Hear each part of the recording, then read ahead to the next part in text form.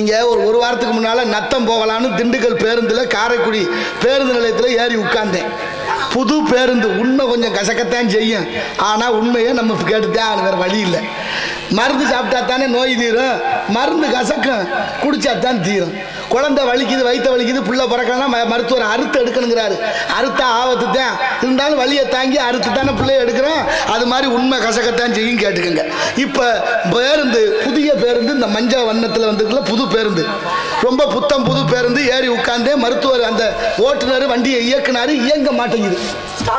ஆமா, எப்படி நீங்க பாட்டுக்கு வேற ஏதோ மொழியில இயக்கம் இயங்கும் அப்படின்னு பேசிட்டு வேற மொழியில பேசுறேன் நானு, நீ வந்து தமிழ்ல பேசுறியாக்க. ஆமா, ஸ்டார்ட் பண்ணணும்னு சொன்னாதானே ஸ்டார்ட்.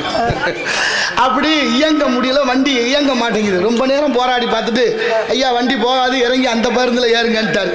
நாங்க ஒரு 20-30 பேர் தட்டாமுட்டான்னு இறங்கி அடுத்த பேருந்துல உட்கார்ந்தோம். சரி, கொஞ்ச நேரத்துல அந்த வண்டி இயங்கிருச்சு, ஸ்டார்ட் ஆயிருச்சு. இப்ப மறுதல அங்கே இருந்து ஓடியாந்து இங்கே ஏறணும். அந்த ஓட்டுநர் நம்ம கொஞ்சம் வேண்டப்பட்டவர், ரொம்ப நண்பர். சரி சரி. அதுல ஓட்டுநர் கேட்டேன், எதுக்குன்னு ஆக மாட்டேங்குச்சு. இப்ப ஆயிடுச்சு. இல்ல வண்டி புதுசா இருக்கேன்னு. ஏன்னு இந்த லட்சணம், வண்டி பாடி மட்டும்தான் புதுசு, இன்ஜின் எல்லாம் பழசு. அதனால ஓட்டுற எங்களுக்கு தான் சிரமம் தெரியும். நாங்க வர்ற பாடு 15-50-100 உயிரை வச்சுக்கிட்டு நாங்க வர்ற பாடு, எங்க பிரேக் பிடிக்குமோ பிடிக்காம போய் சத்தியமா நடந்தது. நம்ம என்ன நம்புறோம், மேல இருக்கிற அழகை பார்த்துவிட்டு வண்டி புதுசுன்னு ஏறி உட்கார். நமக்கு தேவையில்லை பெரிய இடத்து பொல்லாப்பு, அரமணை கோழி முட்டை, அம்மிக்கல்ல உடைக்க.